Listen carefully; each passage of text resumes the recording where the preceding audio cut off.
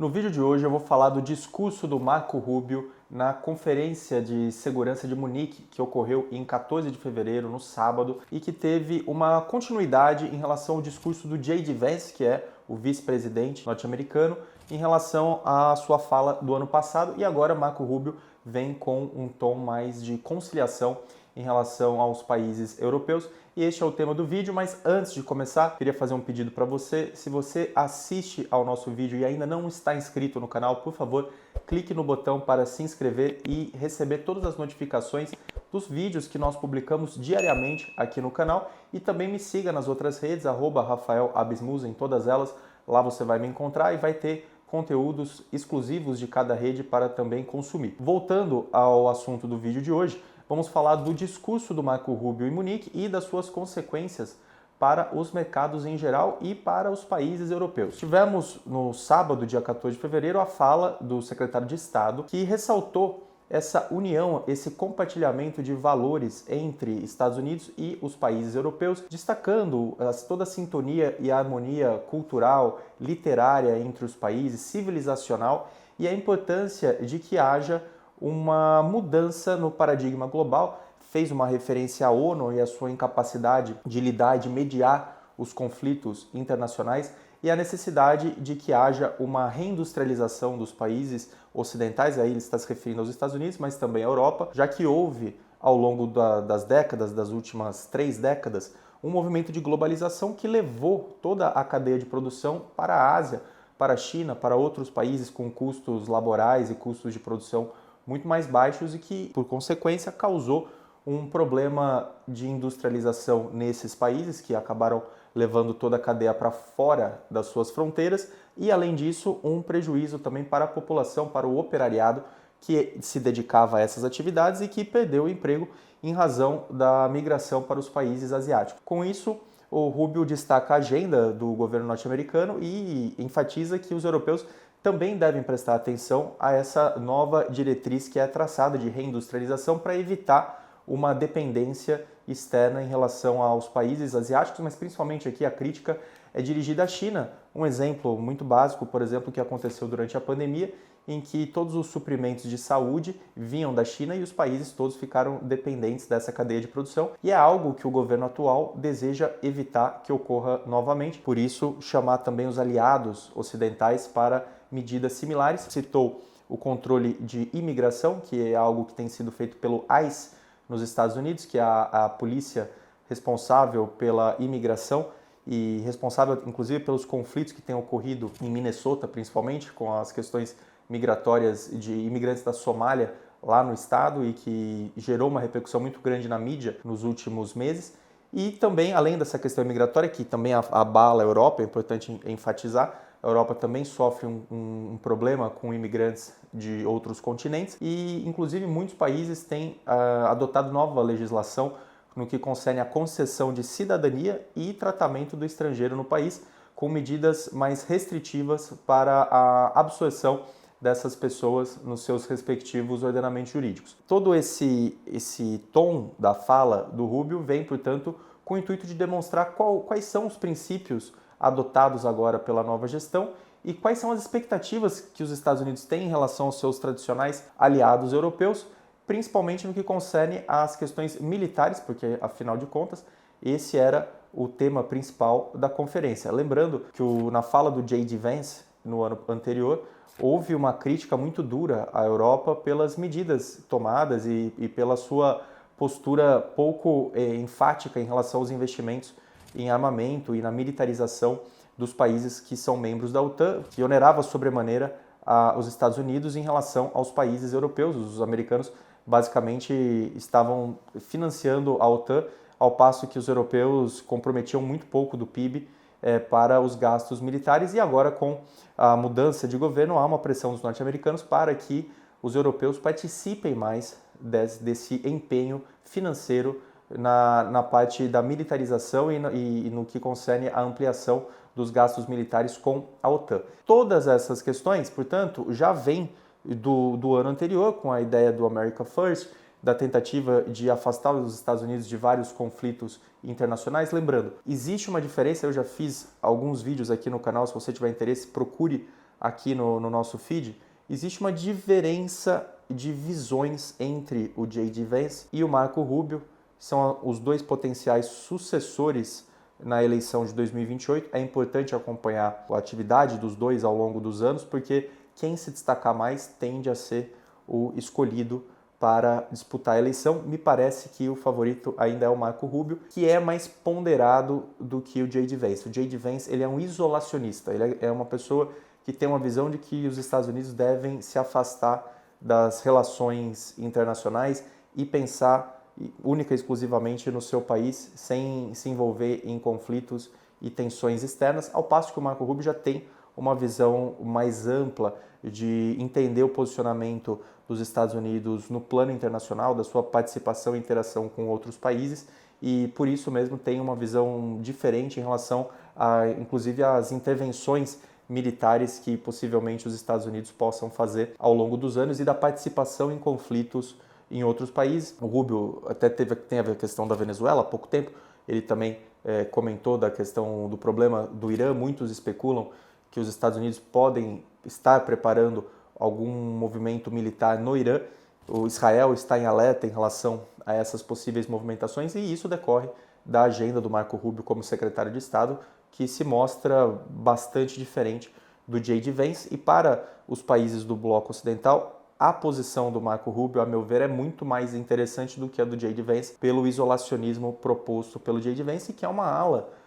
do Partido Republicano que realmente defende esse afastamento. Eu até poderia citar o Tucker Carlson também, que é um jornalista norte-americano que tem uma visão bastante isolacionista dos Estados Unidos. Mas feito esse apanhado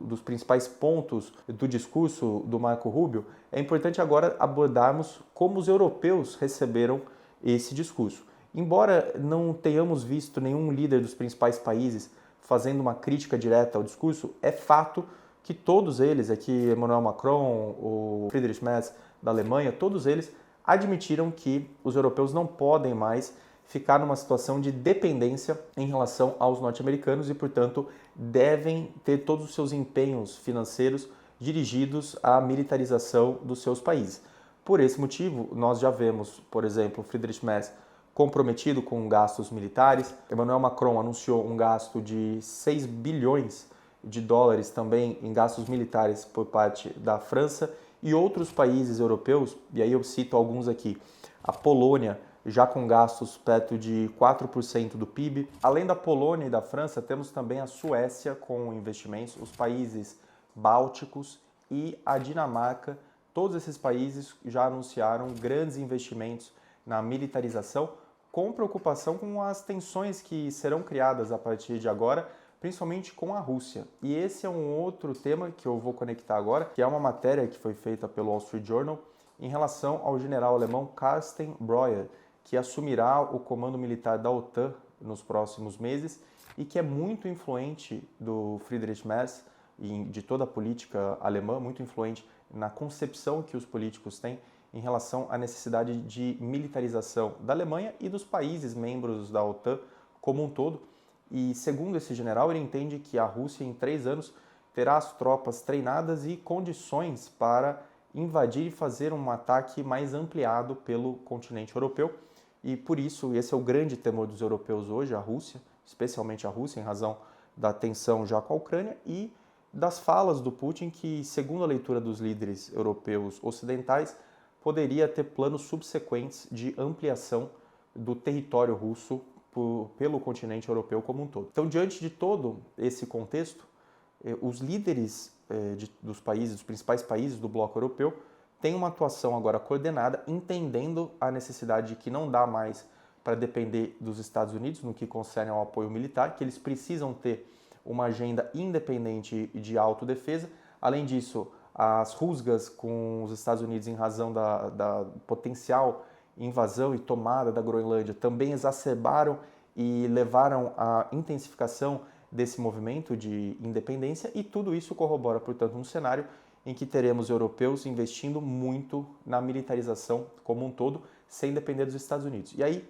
eu faço a pergunta para você, diante desse cenário, o que você acha que o investidor deve prestar atenção, ao que ele deve prestar atenção E quais são os movimentos que o investidor deve analisar? Claro que seriam as empresas do segmento de defesa. Então, todos os investidores estão de olho nisso, os investidores globais, investidores que analisam os mercados maduros, eles já estão analisando as empresas que compõem esse setor, que é um setor que também foi desmembrado ao longo do tempo, foi dividido em vários segmentos pela sua alta complexidade, pela sofisticação ao longo dos anos. Hoje, no segmento de defesa, você tem as empresas tradicionais que fazem armamentos, fazem os blindados, fazem tanque, fazem os caças, fazem as armas, todas essas empresas fazem parte do setor tradicional de defesa. Então, mas além desse segmento tradicional, hoje nós temos a parte de drones, nós temos a parte de cybersecurity, temos também a parte de contra-ataque para a defesa dos países. Então houve um desmembramento e hoje essas empresas elas podem estar segmentadas em diversos setores e mais, digo mais, um outro setor que também foi criado e que tem total aplicação prática já atualmente é o setor de inteligência artificial. Então, por exemplo, a Palantir, que é uma das grandes empresas de sucesso de inteligência artificial listada nos Estados Unidos, que tem o CEO Alex Karp, foi fundada pelo Peter Thiel e outros investidores, faz a prestação de serviço tanto para empresas, do aspecto comercial, mas também faz a prestação para vários governos, para vários países diferentes, prestando um serviço de inteligência artificial para fornecer subsídios e informações a esses países. Um claro exemplo é a Ucrânia. A Ucrânia, desde o início do conflito com a Rússia, recebe a prestação dos serviços da Palantir e, segundo o Alex Karp, que é o CEO da empresa, essa participação da Palantir no conflito possibilita à Ucrânia a manutenção ainda no conflito, apesar do seu tamanho muito inferior aos russos, tanto no que diz respeito ao tamanho do país, quanto em relação às tropas. Então, a importância hoje da inteligência artificial para os conflitos militares é fundamental e por isso também se tornou mais um segmento importante nessa estruturação do setor de defesa como um todo. Então, de novo, só para repetir, temos o setor pesado de armamentos, de blindados, mas também temos hoje cybersecurity, temos os sistemas de contra-ataque, temos toda a inteligência artificial integrada e de drones para fazer frente às questões militares. E nesse ritmo, temos a possibilidade de ter um IPO de uma empresa muito interessante, que é a empresa chamada Anduril, que é criada pelo Palmer Luckey, que era o fundador do Oculus, vendeu o Oculus para a Meta e passou a empreender e criou a empresa Anduril, que é uma homenagem à espada do Aragorn no Senhor dos Anéis. Esse é o nome que foi dado à empresa em homenagem a esse objeto do Senhor dos Anéis, assim como a Palantir, que também é uma homenagem a outro artefato do mesmo livro. E o Palmer Luckey tem uma pretensão de ampliar mais a empresa antes de lançá-la num IPO, portanto ainda vai fazer algumas rodadas de captação com investidores privados, mas a Anduril já tem contratos também com o governo norte-americano, com o Pentágono, e tem produtos da mais sofisticada tecnologia possível em relação a drones, uso de inteligência artificial. Então é uma empresa também muito promissora que pode abrir capital nos próximos anos e mostra o apetite dos investidores pelos potenciais ganhos que podem acontecer em relação a essa militarização europeia num movimento de independência e menor participação dos Estados Unidos no gerenciamento da OTAN. E olha que questão interessante. Ao analisar essas empresas do segmento de defesa, nós percebemos que tanto em 2024 quanto em 2025 já houve um aumento muito grande, muito expressivo na valorização dessas empresas e uma reprecificação do setor como um todo. Então hoje nós temos empresas que antigamente negociavam a 10, 12 vezes o EBITDA do ano seguinte e que hoje já estão negociando no dobro de precificação, mais ou menos 24, 20, de 20 a 25 vezes EBITDA. Então veja que essas empresas têm um valuation de às vezes até 2 vezes a precificação antes desse movimento de militarização. Da mesma maneira, algumas empresas como a Palantir, que eu citei há pouco, acabam elevando muito o valuation do setor como um todo, pois vem sendo negociada com múltiplos estratosféricos em relação às empresas que compõem o setor e que também acabam fazendo parte desses índices ou desses ETFs temáticos. Então, eu vou citar aqui 2 ETFs, lembrando, não é recomendação de investimento, é apenas para enriquecer a minha explicação aqui. Existe o ETF ITA e o ETF Shield,